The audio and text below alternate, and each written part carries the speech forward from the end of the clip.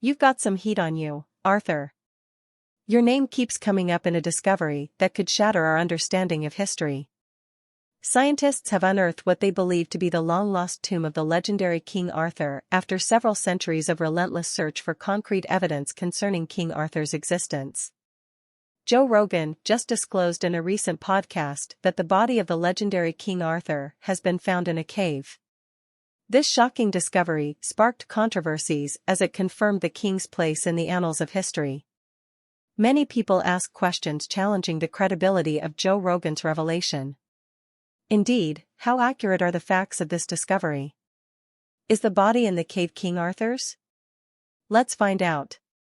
The origin of King Arthur goes way back to Old Welsh poems from the 6th century.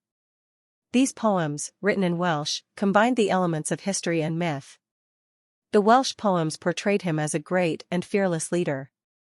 In a book by Geoffrey of Monmouth, History of the Kings of Britain, it was written that Arthur's father, Uther Pendragon, disguised himself as the Duke's wife, Igraine, with the help of Merlin.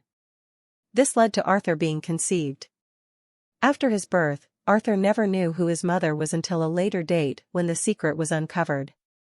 However, over time, different writers have presented contrary narratives about this legendary king's life, making people wonder which story was true and if King Arthur was a real person or just a made-up character, a figment of someone's imagination. Before we dive into the details of the discovery of King Arthur's long-lost tomb, let's talk about the firsts. It is known that Arthur's ascension to the throne was not a regular one. After his dad, Uther Pendragon, died by drinking from a lake poisoned by a Saxon agent, a sword magically appeared. This sword, called Caliban, was stuck in a stone at the Bosnian River and showed up with words saying that whoever could pull the sword out of the rock should be the king. Lots of people tried, but the sword didn't budge. Then, at a tournament in London, with Circe, young Arthur easily pulled out the sword from the rock, effortlessly proving he was the rightful king. This sword is stored away presently in Tuscany's Moni Chapel. Before the event of Arthur pulling the sword from the stone, he lived a simple life. He grew up like every ordinary person without knowing he was a future king. His royal identity remained a secret until the day he accomplished the extraordinary feat of extracting the magical sword, revealing his destiny as the true king of Britain. Arthur's ascent to power, however, was not without its challenges. He faced adversaries and resistance from certain lords and barons who doubted his experience and leadership capabilities.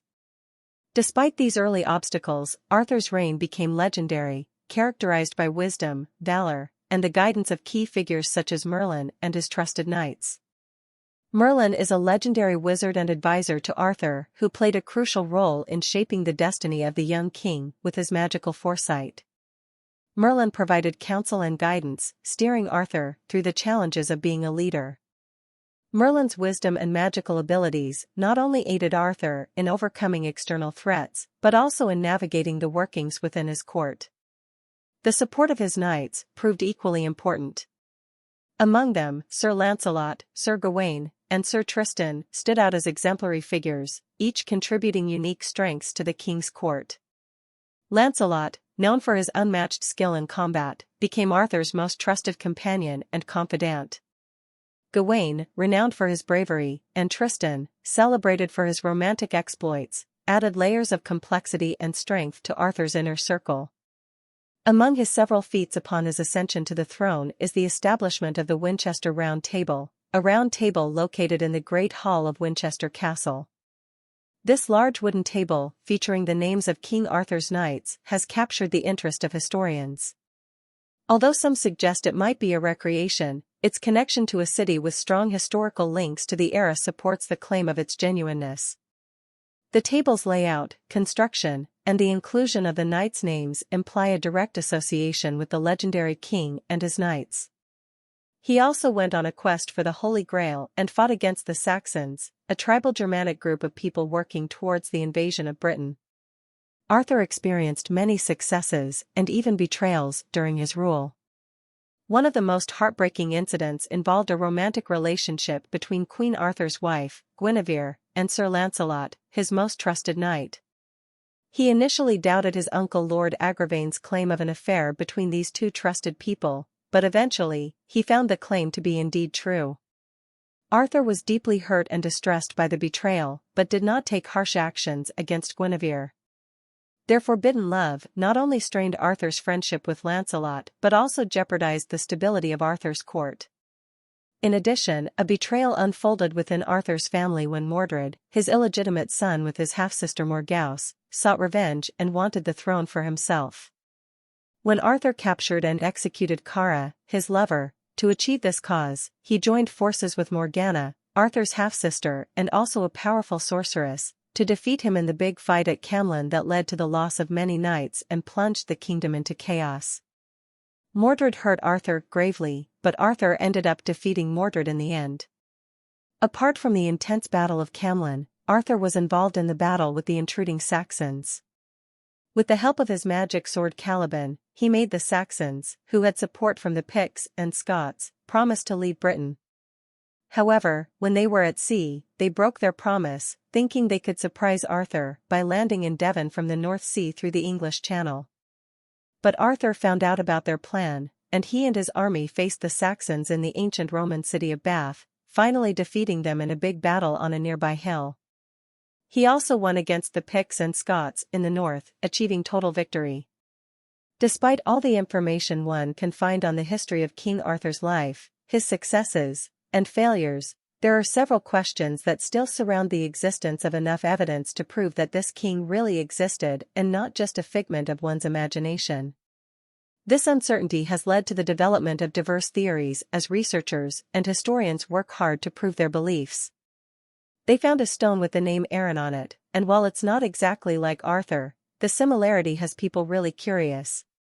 Could this stone be linked to the existence of King Arthur? Are there enough discoveries to prove his existence? Now let's connect this theory to Tintagel Castle, the supposed castle where Arthur is said to have grown up.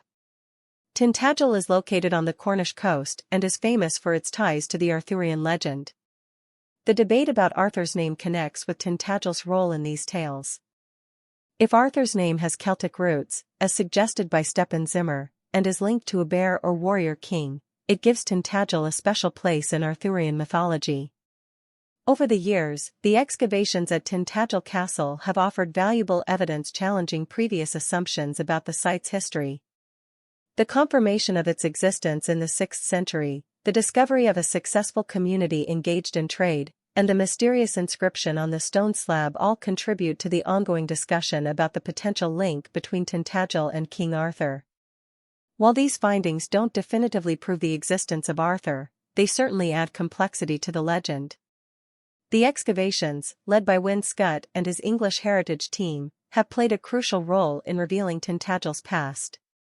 One significant finding is the confirmation that the Tintagel village existed in the 6th century, aligning with the time of King Arthur. Carbon dating, a technique not available to earlier historians, provided this crucial dating evidence. The excavations have also uncovered artifacts indicating that Tintagel was a prosperous and well-connected society during the Dark Ages. Items like glass goblets from Spain, cups from Merovingian France, Tunisian ceramics, and Turkish pottery suggest a thriving trade network. This challenges the traditional view of Tintagel as a Celtic monastery, portraying it instead as a bustling local fortress. Moreover, the excavations have revealed the remains of multiple homes, some with sturdy wooden beams, and even second levels. This challenges the common perception of a challenging and illiterate Dark Ages in Britain, showing that Tintagel was home to a possibly large and sophisticated community. An intriguing discovery is a 6th century stone slab with the inscription U, which, while disputed by Celtic language experts, some speculate could be a variation of Arthur. This inscription adds another layer to the mystery, increasing the likelihood that Tintagel might indeed have a connection to a historical figure who inspired the Arthurian legends. Researchers have now also linked King Arthur's grave to Glastonbury in England after an abbey found an old cross saying King Arthur was buried there, adding more to the legendary story. In Celtic stories, Glastonbury was called the Isle of Glass when it was almost like an island. The discovery matches old villages by a lake, showing that this part of Somerset used to be underwater, and boats could have come to Glastonbury. This place is known for its rich history and legends. In 1191, monks claimed to have found Arthur's burial site, with a Welsh bard revealing the secret to King Henry II. An excavation uncovered a stone slab with a leaden cross inscribed with "Here sleeps the famed King Arthur" in Avalon. Further digging revealed a basic coffin from the 11th to the 15th centuries, challenging the legend's existence. A lot of Celts thought that after people died, they went to live on the perfect island of Avalon. In the 12th century, a scholar named Geoffrey of Monmouth connected Avalon to the Celtic hero King Arthur in his famous book The History of the Kings of Britain. Geoffrey said that when Arthur was really hurt, he was taken by boat to Avalon, where his sister Morgan Le Fay said she would heal him if he stayed with her. Research into the 12th century abbey showed monks enhancing its historic reputation, possibly using the cross as Arthur's monument. The absence of a Welsh rival burial site adds intrigue, suggesting a pre-existing tradition tying Glastonbury to Arthur. Discoveries shed light on the abbey's history with Roman women and Saxon involvement before its foundation. Cadbury Castle, associated with Arthurian legends, has fortified Iron Age structures from the 6th century, aligning with King Arthur's era. The Winchester Round Table, commissioned during King Edward I's reign, has Arthurian ties and Tudor symbolism. Henry VII repainted it to establish Tudor legitimacy, emphasizing a connection to King Arthur. The Hertfordshire Cave in Hertfordshire, England, may hold more secrets about Arthur's legend. Questions persist about the mix of truth and myth in Arthurian tales. Despite these discoveries, the Winchester Round Table is not just a symbol of Arthurian mythology but also reflects the medieval era's myths and realities. Commissioned during King Edward I's obsession with Arthurian legends, it gained Tudor symbolism during Henry VII's reign to legitimize the dynasty's divine right to rule. Leah Tether, who studies medieval stories, says the Arthurian tale has a little bit of everything for everyone. It includes characters with flaws, incredible journeys, and a story that changes, connecting with the social and political situation of the time. Roxandra Radescu, a professor of medieval literature, thinks that people still like Arthur stories because they have a moral goodness that many look for but don't always find in the real world. This value is something they find in the legends of King Arthur. The Sutton Hoo helmet, discovered in 1939 in Suffolk, England, is an extraordinary Anglo-Saxon archaeological find with profound implications for our knowledge of the time when the legendary King Arthur is claimed to have lived. This renowned artifact, along with other gems discovered in the ship burial, provides priceless insights into the era's socio-political, religious, and cultural context. The examination of the Sutton Hoo helmet reveals a society where Roman and local British traditions coexist, reflecting the transitional period between Roman Britain's demise and the establishment of Anglo-Saxon rule. The ornaments on the helmet are not only aesthetic, they have deep symbolic implications. The boar motif, for example, is important in Germanic and Norse mythology. Boars were believed to symbolize power.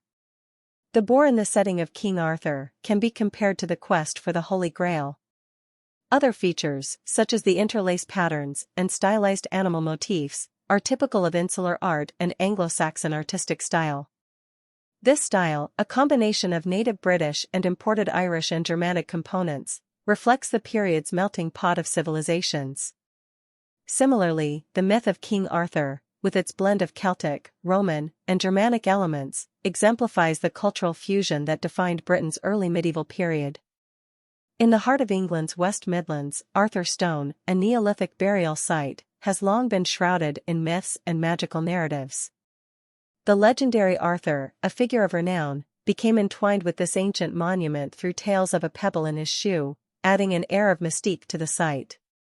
However, recent groundbreaking archaeological investigations have sought to unveil the true historical context of Arthur's stone, separating fact from folklore. Venturing beyond the myths, earlier excavations surrounding the monument unveiled a more complex history than initially perceived. Stretching into the neighboring field to the south, Arthur Stone was revealed to have undergone construction in two distinct stages. The initial phase involved the creation of a long mound pointing southwest, enclosed by wooden posts. Following the collapse of this mound, Neolithic inhabitants reconstructed it with a more extensive avenue of posts, incorporating two rock chambers and an upright stone, this time oriented towards